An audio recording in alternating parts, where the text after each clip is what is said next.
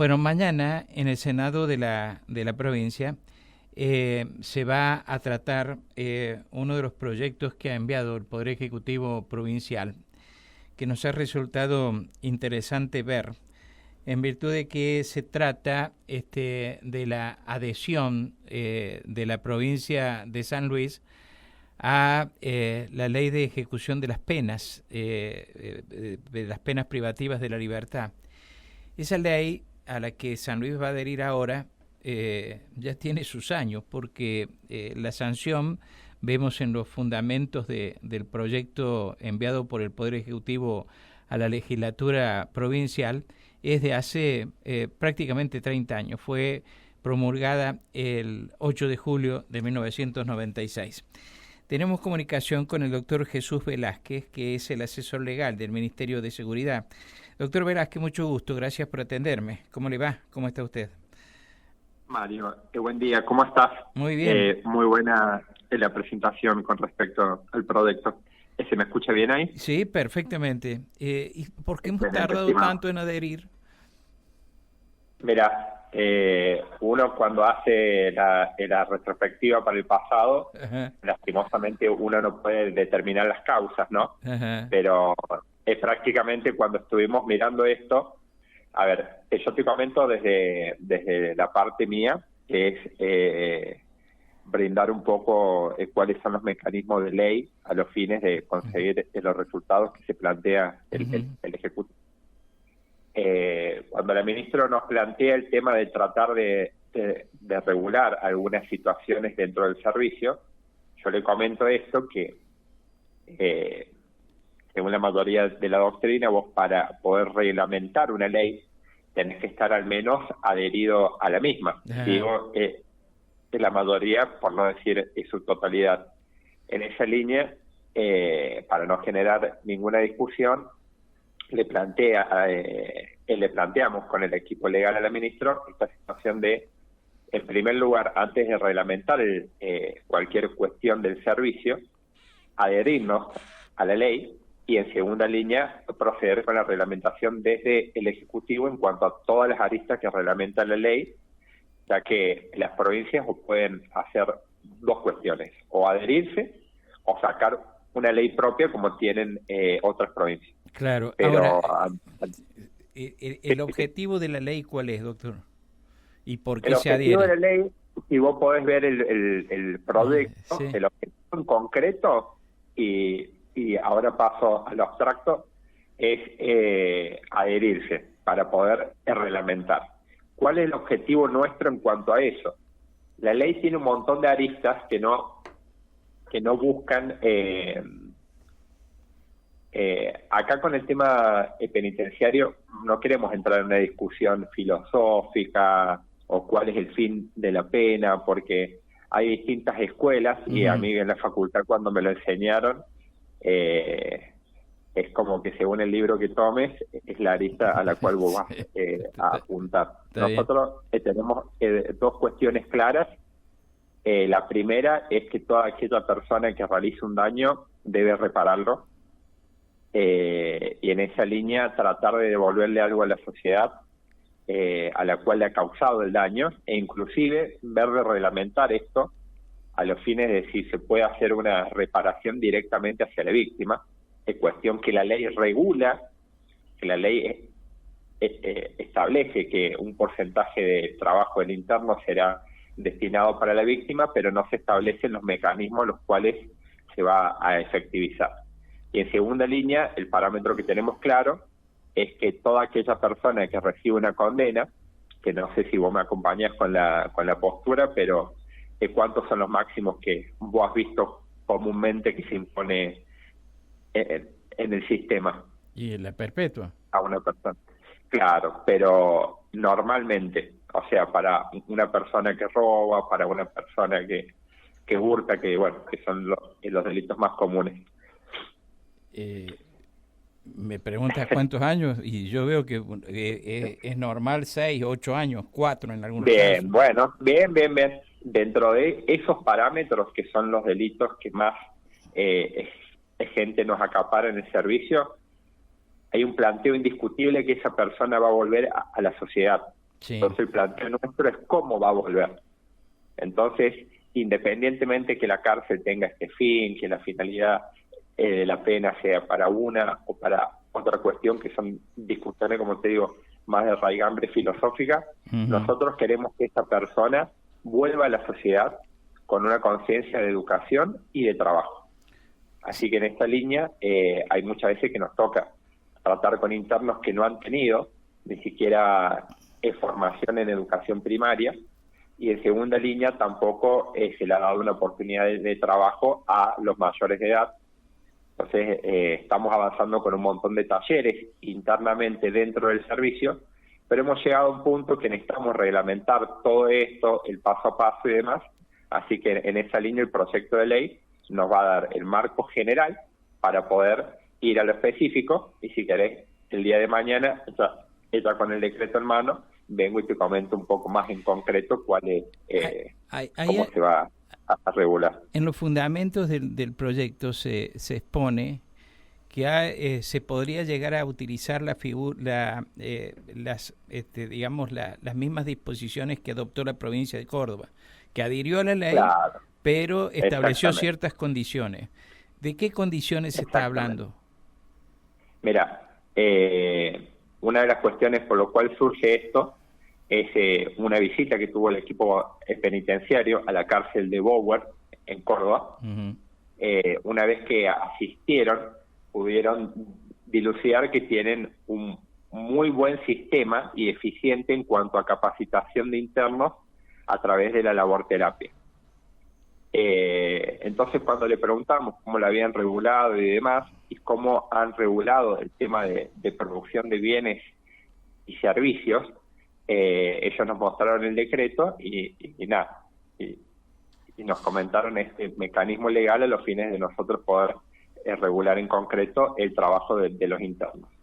Lo cual no cambiaría mucho de lo que se está haciendo hoy en día, Mario, pero hay muchas cuestiones grises que, como vos bien sabés, las leyes no terminan de regular, así que vamos a buscar implementar una normativa que busque reparación y también el fomento de la cultura del trabajo y la educación en los internos para que cuando vuelvan a la sociedad vuelvan de una forma donde traten de integrarse mucho más cómodamente.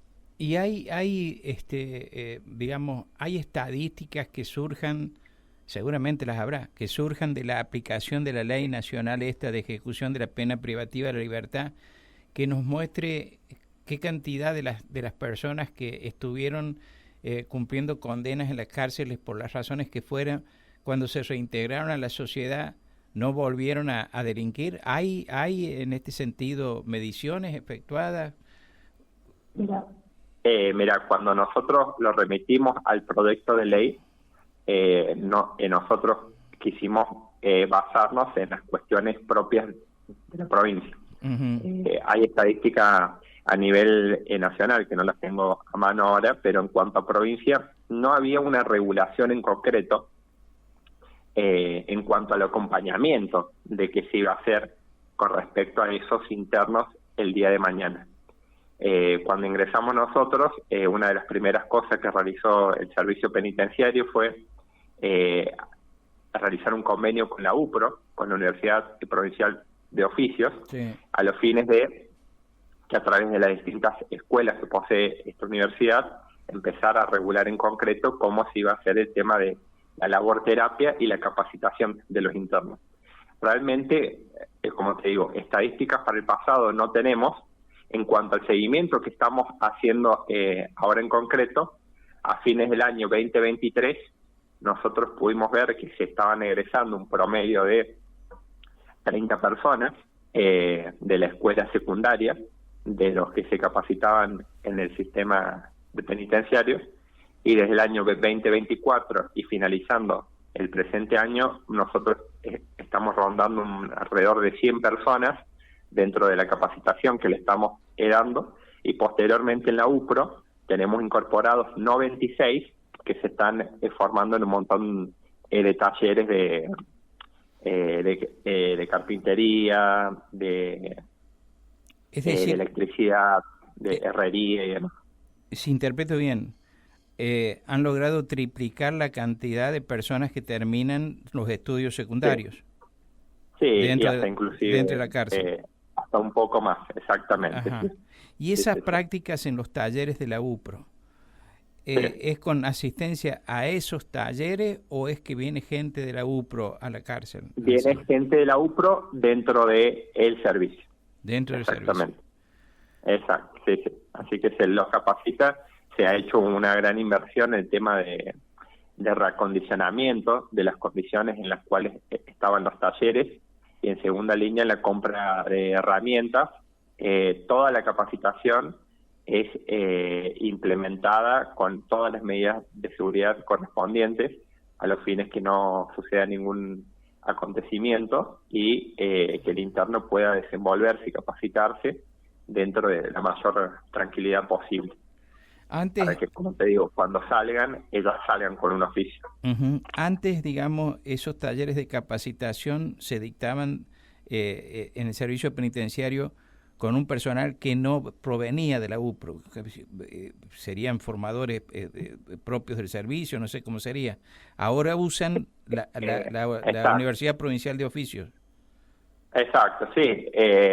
Hasta inclusive tenemos varios internos que se están formando profesionalmente en carreras de grado, porque hemos hecho convenio con la ULP, con la Universidad Nacional de 3 de Febrero, y me está faltando otra, pero no, inclusive nos hemos limitado únicamente a la formación en el sistema primario, secundario y en la formación de oficios, sino inclusive en general el camino para que el interno, sin ser obligado, vea en esto una posibilidad de concreción para que el día de mañana, cuando salga de la cárcel. Y ese convenio que es con la ULP y 3 de febrero, es para hacen las carreras de manera virtual. Sí. Desde el mismo servicio penitenciario. Es todo virtual, sí. Hemos reacondicionado el espacio y puesto a disposición distintas computadoras para que los internos cursen, pero todo de manera virtual, exactamente como vos has dicho. Y toda la población carcelaria debe asistir a algún tipo de cursos y de algunas de estos talleres. ¿Es una cuestión optativa? ¿Cómo es? Mira, vos cuando mirás la ley 24.660, te habla de que no utiliza la palabra obligación, pero utiliza la palabra deber. Deber, exactamente. Pero a la misma vez, la misma ley te dice que no lo podés obligar a través de ninguna compulsión física para que lo realice. Entonces, en esta línea es que la ley a veces establece los parámetros generales, pero no los parámetros en concreto. Nosotros lo que buscamos con esto es no obligar a nadie, en el sentido mismo de la norma, pero a la misma vez regular un poco más en concreto cómo va a condicionar que ellos no trabajen o que no realicen ninguna capacitación en cuanto a el parámetro de conducta sobre el cual a posteriormente el juez tiene que evaluar si le concede regímenes de libertad asistida y demás. Viste que hay algunos aspectos que llaman la atención. No voy a hacer nombres ahora, pero recientemente, por ejemplo, se ha concedido la posibilidad de la libertad vigilada a una persona que protagonizó un hecho de gran resonancia pública con una víctima fatal, y lo que se explica es que esta persona aprovechó todo el tiempo que tuvo en la cárcel para ir haciendo cursos diversos tipos de cursos, todo lo cual sirve para evaluar favorablemente su conducta hasta llegar al beneficio de esto. Esto es así, funciona así el sistema. Sí.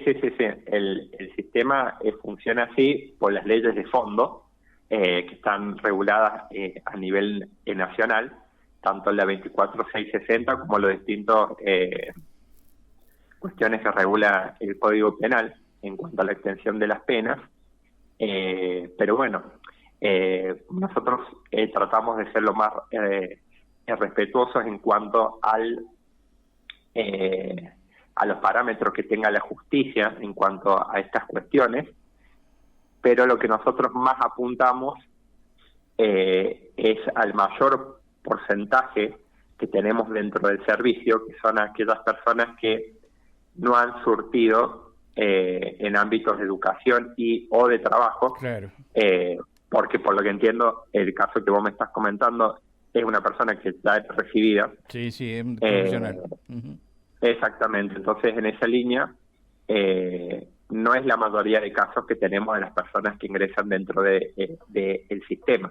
Sí. Entonces, indistintamente del caso en particular y que la justicia habrá tenido sus parámetros para conceder, que bueno, de igual forma destaco a título personal que estas cuestiones hayan terminado al menos con una prisión, aunque sea por un tiempo, porque vos bien sabés que muchas veces ese tipo de delitos no terminan con una cuestión de internalización, pero nuestro sistema y lo que vamos a apuntar a reglamentar el día de mañana apunta a impulsar el trabajo tanto dentro del servicio como la formación para cuando ellos salgan el día de mañana, no únicamente sea como un parámetro de conducta, sino una efectiva capacitación a los fines de su posible reinserción, ya que la reinserción permite de manera concreta reducir los parámetros de conducta delictiva de parte de las personas.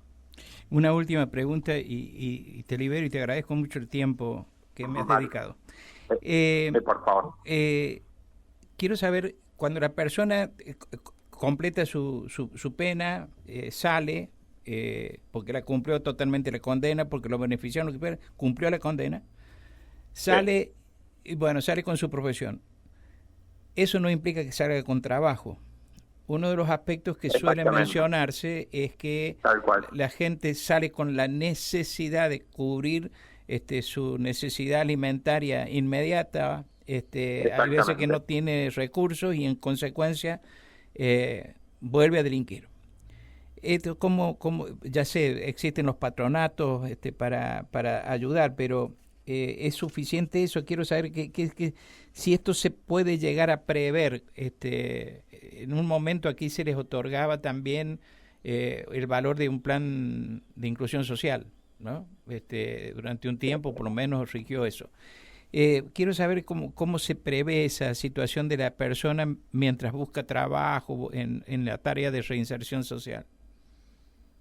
Bien, a ver, en esa línea, como te comenté desde el principio, y me gustaría, sea yo o cualquier otra persona del Ministerio, volver en un par de meses y comentarte más en concreto, con el decreto en la mano, cuál ha sido la reglamentación que hemos dispuesto, para que vos lleves respuestas más en concreto, que más allá de indistintamente de las ideas, hay veces que hay políticas que ocultas detrás de un asistencialismo terminan no produciendo ese valor de dignidad propio en la persona, que implica un esfuerzo, una dedicación y una formación. Que al menos esa persona va a tener la seguridad de encontrar un trabajo al otro día, y son respuestas que yo no te puedo dar porque lo manejamos dentro del ámbito de la seguridad, pero sí a través de la reglamentación lo que vamos a buscar el día de mañana es poder establecer distintos convenios a los fines de que esa persona, si alguna empresa guste, darle los perfiles más aptos, que más se han capacitado, que más se han formado y demás, a los fines que lo tengan en cuenta el día de mañana.